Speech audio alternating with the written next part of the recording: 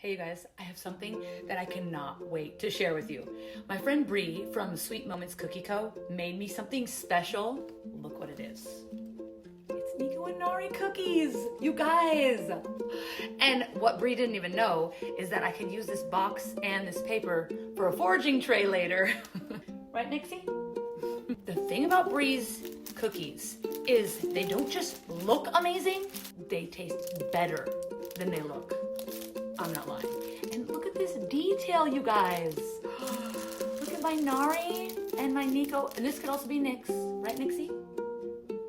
Okay, even though I don't want to eat the cuteness, I am going to open it and try it in front of you guys just because it is literally so good. Normally, these types of cookies are dry and taste so bad, but I can't explain it.